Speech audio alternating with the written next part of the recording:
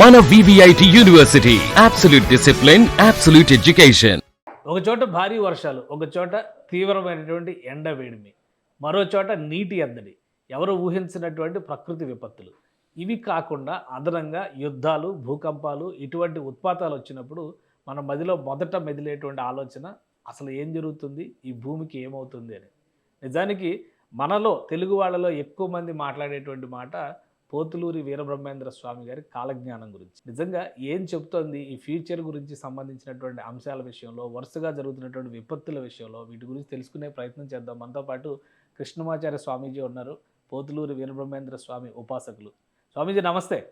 జై వీరబ్రహ్మ, జై గోవిందబాంబ, జై సార్. నమస్తే అండి. ఈ మధ్య కాలంలో చూస్తుంటే ఎవరు ఊహించని విపత్తులు, ఒక 3 ఖండాలను కుదిపేసిన భూకంపాన్ని చూసాం. ఎక్కడా ఊహించని విధంగా యూరప్లో విపరీతమైనటువంటి ఎండల జడి, ఒక రకంగా రోజుకు 1000 మంది చనిపోయేటువంటి ఉత్పాతాన్ని చూసాం. చైనాలో విపరీతమైన ఈదులుగాలతో తుఫాన్లు బీభత్సం వస్తుంది. అలానే ఇండియాలో కూడా విపరీతమైన పరిస్థితులు, పాకిస్తాన్ ఇండియా సరిహద్దుల్లో నీటి ఎద్దడి, మరోవైపు ఇరాన్ అమెరికా యుద్ధం, ఉక్రెయిన్ రష్యా ఊహించని విధంగా కొనసాగుతున్నటువంటి పోరాటాలు, ఇవన్నీ చూస్తుంటే ఒక ఆందోళన కలుగుతుంది. ఏంటి అన్నిటికీ పరిష్కారం కాలజ్ఞానంలో ఉంది అంటారు కదా, ఏం చెప్తారు మీరు?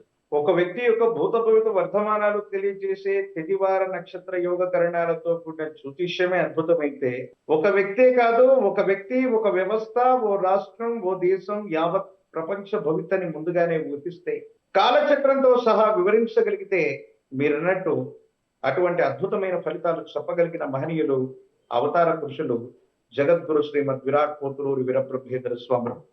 అందుకే గురుదేవులు సాంద్ర సింధువేదమైనటువంటి కాలజ్ఞానం రూపంలో విశ్వభక్తిని 400 సంవత్సరాల క్రితమే చెప్పినటువంటి దాఖలా.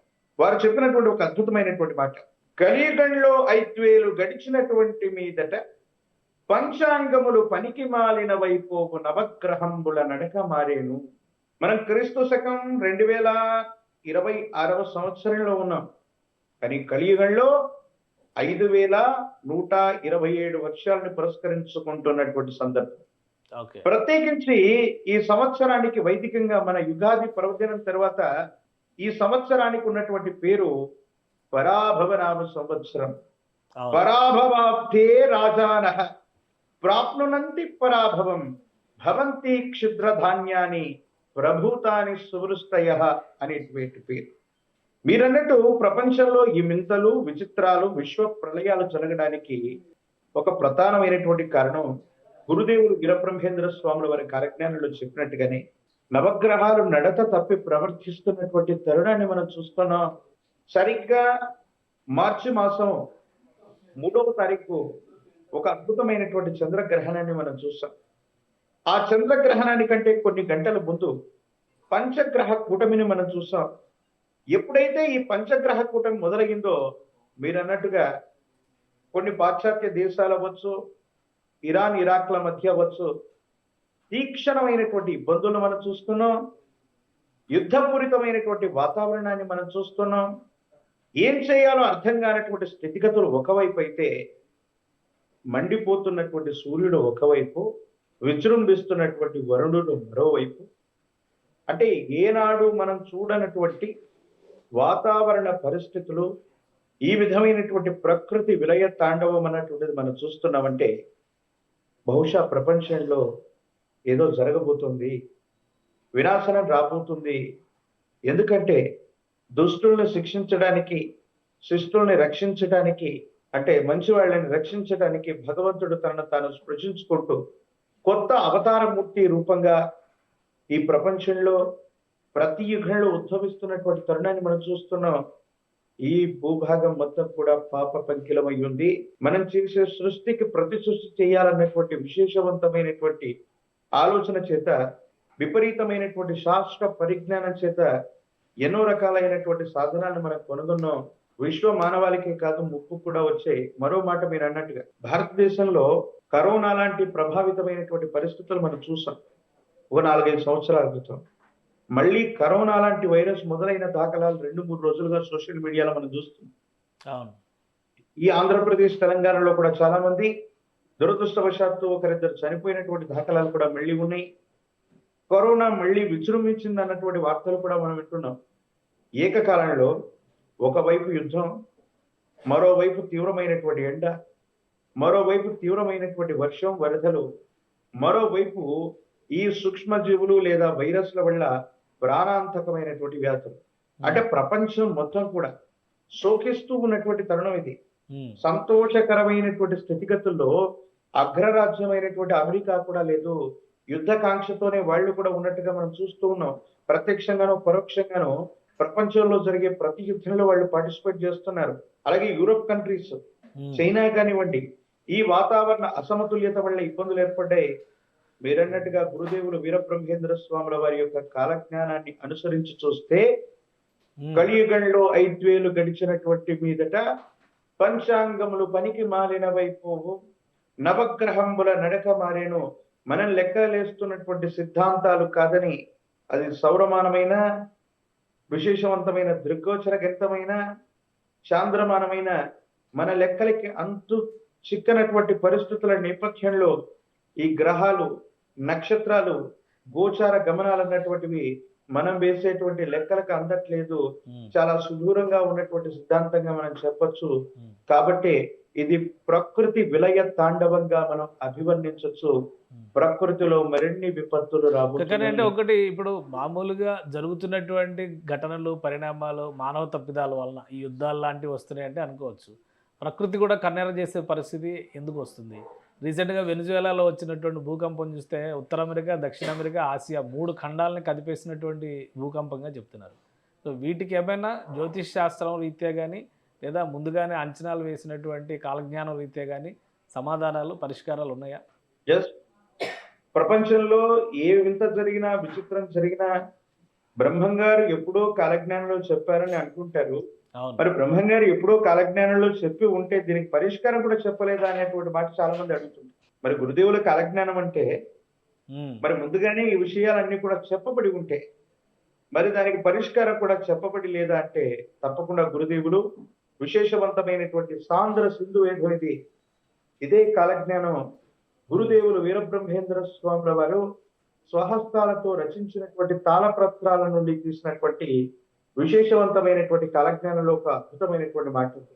గురుదేవులు కాలజ్ఞానం రచించడంతో పాటు విశ్వ మానవాళికి ముప్పు ఏర్పడుతుంది అన్నటువంటి విషయాన్ని ముందే తెలియజేస్తుంది. ఒక అద్భుతమైనటువంటి క్రతువుని, ఒక మహా ద్వాదశాక్షరి మంత్రాన్ని ప్రపంచం కోసం ప్రకృతి విలయ తాండవం అయినప్పుడు ఈ భూభాగాన్ని సంరక్షించడానికి లోక కళ్యాణార్థం ఒక విధి విధానంతో ఒక మహా ద్వాదశాక్షరి మంత్రాన్ని స్వామివారు శ్రీ కాలజ్ఞానంలో చెప్పి ఉన్నారు. ఎవరైతే విశేషవంతమైనటువంటి స్థితిగతుల్లో ఈ మహా ద్వాదశాక్షరి మంత్రాన్ని చేయటంతో పాటు సనాతనమైనటువంటి ధర్మం, మనిషిగా జీవించడం, సనాతన ధర్మం అంటే కేవలం హిందుత్వాన్ని కాదు, మనిషిగా జీవిస్తూ ప్రకృతితో మమేకమవుతూ మానవత్వ విలువలతో కూడినటువంటి సమానత్వ విలువలతో కూడిన సమాజంలో ఎప్పుడైతే మనిషి ఉంటాడో ఈ ప్రకృతి విలయ తాండవం దానంతటా తగ్గిపోతుంది. స్వార్థపూరితమైనటువంటి ఆలోచనలతో మనిషి ప్రవర్తన చేయటంతో పాటుగా ప్రకృతిని చిన్న భిన్నం చేయటం, అక్రమమైనటువంటి మైనింగ్లు చేయటం, వృక్ష జాతులన్నింటినీ నిర్మూలింప చేయటం, జంతు జాతులన్నింటినీ కూడా నిర్మూలింపజేసేటువంటి ప్రయత్నం చేయటం, అనంతమైనటువంటి సంపద కోసం వ్యక్తులు లేదా వ్యవస్థలు, ప్రభుత్వాలు ఇవన్నీ చేసేటువంటి కొన్ని రకాలైనటువంటి క్రతువులు, భూగర్భంలో ఎన్నో రకాలైనటువంటి విశేషవంతమైనటువంటి ముడి ఖనిజాల కోసం ప్రభుత్వాలు కానివ్వండి, వ్యవస్థలు కానీ చేస్తున్నటువంటి అక్రమ మైనింగ్ అవ్వచ్చు, రీబోరింగ్ ప్రక్రియ ద్వారానే ఈ భూకంపాలన్నీ కూడా వస్తూ ఉన్నాయి. ప్రకృతిలో జరిగేటువంటి అలజడులన్నీ కూడా మన చర్యకు ప్రతిచర్యగా వస్తూ ఉన్నాయి తప్ప ప్రకృతి ఊరికే మనల్ని కన్నెర్ర చేయటం లేదు. ఆఖరికి సముద్రాలను కూడా మనిషి వదలట్లేదు. సముద్రాల మధ్య ఎక్కడో ఉన్నటువంటి ఐలాండ్స్ ను కూడా నివాసయోగ్యమైనటువంటి పరిస్థితులుగాను తన స్వార్థం కోసం ఉపయోగించుకుంటున్నటువంటి పరిస్థితులు మనం చూస్తాం. ప్రకృతిలో ఉన్నటువంటి పంచభూతాలని కలుషితం చేయటం, వాటిని నాశనం చేసేటువంటి పరిస్థితుల్లో భాగంగానే ప్రకృతి కన్నెర్ర చేసింది. వీరబ్రహ్మేంద్ర స్వామి వారు చెప్పినట్టుగా మనిషి మానవత్వ విలువలతో ఉంటూ సనాతనమైనటువంటి ధర్మంలో ప్రకృతితో మమేకమై జీవిస్తూ సృష్టికి ప్రతి సృష్టి చేయాలన్నటువంటి కాంక్ష కాకుండా ఆనాడు మన పూర్వీకులు మహర్షులు ఎలాంటి పరిస్థితుల్లో నివసించారో అలాంటి విశేషవంతమైనటువంటి స్థితిగతుల్లో ప్రకృతితో మమేకమై జీవిస్తేనే ఈ ప్రకృతి విలయ తాండవాళ్ళన్నటువంటి తగ్గుతాయి. లేకపోతే మీరు కానీ అన్నట్టు ఇప్పుడున్న ఆధునిక జీవన శైలిలో అది సాధ్యమయ్యేదన్న ప్రకృతితో కలిసి ఉండడం అనేది ఒక కళగా మారిపోతుందని అనిపిస్తుంది కదా. ఈ ఉత్పాతాలు చూసినాకైనా కానీ మనిషి మారడానికి అవకాశం ఉందా? మనుషులతో మాయాశక్తి మాట్లాడేనన్నటువంటి మొబైల్ ఫోన్, టీవీని ఇట్లాంటి అత్యాధునిక పరిస్థితులు మనం చూస్తున్నాం. ఉమ్, ఇవి లేకపోతే మన జీవన విధానం అనేటువంటిది ఒక నిమిషం, ఒక గంట కూడా ఉండదు. కానీ జరగబోయే ఒక ముందస్తు అంశాన్ని మీకు చెప్తున్నాను. ఒక రోజు, ఓ వారం రోజుల పాటు ఇంటర్నెట్ లాంటి వ్యవస్థలు స్తంభిస్తే జనజీవన శ్రవంతి ఏమవుతుంది? అవును. సో ఇలాంటి విపత్తులు కూడా జరగబోతున్నాయి. ఉమ్, మనం వాటికి కూడా మనం సిద్ధంగా ఉండాల్సినటువంటి పరిస్థితులు ఉన్నాయి. రైట్. ఓ 20 ఏళ్ల కాలం క్రితం మనకున్నటువంటి అత్యాధునిక సాధనాలు ఏవి? 20 సంవత్సరాల క్రితం మనకి ఇవన్నీ అందుబాటులో లేవు. 20 సంవత్సరాలు మన జీవితంలో ఇంటర్నెట్ అన్నటువంటిది ఇంటర్నెట్ అన్నటువంటి నెట్వర్క్ అన్నటువంటిది మన జీవితంలో ఒక భాగం అయిపోయింది. కనీసం 5 నిమిషాల పాటు ఇంటర్నెట్ స్తంభించిపోతే సోషల్ మీడియా ఏమైపోతుందో కూడా మనకు అర్థం కాదు. అంటే అలాంటి పరిస్థితులకు మనం వచ్చేస్తాం. కానీ వీరబ్రహ్మేంద్ర స్వామి వారు చెప్పినట్టుగా ఉమ్, ఈ ఇంటర్నెట్ లాంటి వ్యవస్థలు కూడా స్తంభించిపోయేటువంటి రోజులు దగ్గరలో ఉన్నాయి. బెటర్ ఏంటంటే లాక్డౌన్ లాంటి పరిస్థితిని 100 సంవత్సరాల్లో మనం ఎప్పుడు చూడలేదు. ఉమ్, ఇంట్లో నుంచి బయటికి కాలు కదపకుండా ఉండినటువంటి సందర్భాలు గడిచినటువంటి 100 సంవత్సరాలు లేవు. కానీ సుమారు 2 సంవత్సరాలు కొన్ని నెలల పాటు మనం అందరం కూడా ఉమ్, కాలు బయట పెట్టకుండా ఇంటికే లేదా క్వారంటైన్ సెంటర్ కు మాత్రమే అంకితమైనటువంటి పరిస్థితులు మనం చూస్తాం. నిజంగా చెప్తున్నాను, ప్రయాణాలు తగ్గిపోతాయి. ఒక చోటు నుండి వేరే చోటికి వ్యక్తి ఉద్యోగం కోసం, వృత్తి కోసం, ఉపాధి కోసం వెళ్ళేటువంటి ప్రయాణాలు కూడా నిషిద్ధం చేసుకుని మనం ఉన్నటువంటి చోటే పనిచేసేటువంటి రోజులు ఇక Right. ఇల్లు, ఆఫీసు వేరొకటి కాకుండా ఇవన్నీ కూడా సమిష్టిగా ఉండేటువంటి జీవన విధానం ఒకటి రాబోతూ ఉంది. ఇవన్నీ కూడా ఏంటంటే మనం అన్ని ఐసోలేట్ అయిపోతాయి. అయితే వల్లే. అన్ని ఐసోలేట్ అయిపోతాయి, ఎక్కడ బయటకు వెళ్తానికి కూడా ఉండదు ఇక. ఎస్. ఇంకా మనిషి యొక్క జీవితం మీరు అన్నట్టుగా ఒక కృత్రిమమైనటువంటి జీవితంగానే ఉంటుంది తప్ప ఈ జీవితానికి పరమార్థం అన్నటువంటిది లేదు. కాబట్టి గురుదేవులు వీరబ్రహ్మేంద్ర స్వామి వారి కాలజ్ఞానంలో చెప్పినట్టు విశ్వ ప్రళయాలు అతి చేరువలో ఉన్నాయి. మనం చూస్తున్నటువంటి సంఘటనలు ఇవి ట్రైలర్ లాంటివి మాత్రమే. ఇంతకు మించినటువంటి స్థితిగతులు 2038, రైట్. 2048 ప్రాంతం ఈ దశకంలో చాలా తీవ్రమైనటువంటి స్థితిగతికి వస్తాయి. మూడవ ప్రపంచ యుద్ధానికి నాంది ప్రస్తావనగా ఈ విపత్తుల వల్ల ఏర్పడేటువంటి ఆర్థిక సంక్షోభం వల్ల కొన్ని దేశాలు మిత్ర దేశాలతో జతకట్టి వాళ్ళ స్వార్థపూరితమైనటువంటి ప్రయోజనం కోసం గొప్ప యుద్ధానికి ఇప్పటికే నాంది ప్రస్తావన ఏర్పడింది. రైట్. ఇదే మూడవ ప్రపంచ యుద్ధంగా కొనసాగేటువంటి తీవ్రత కూడా లేకపోలేదు. వీరబ్రహ్మేంద్ర స్వాముల వారు చెప్పినట్టుగా మూడవ ప్రపంచ యుద్ధానికి ఇటువంటి ఇండికేషన్స్ అన్ని కూడా నాంది ప్రస్తావనగా మనం భావించవచ్చు. రైట్. రైట్. థ్యాంక్ యూ స్వామీజీ విశ్లేషణ అందించినందుకు. ఇది ప్రకృతి విపత్తులు పెరగడానికి, అలానే యుద్ధ సందర్భాలు మరింతగా పెచ్చిమేరడానికి కారణం మానవ తప్పిదాలే అని చెప్పని స్వామీజీ అంటున్నారు. ఇదే స్థితిగతులు కనుక ముందుగా కొనసాగితే రాబోయే రోజుల్లో ప్రతి జీవితం క్వారంటైన్ అవ్వాల్సిన పరిస్థితి వస్తుంది.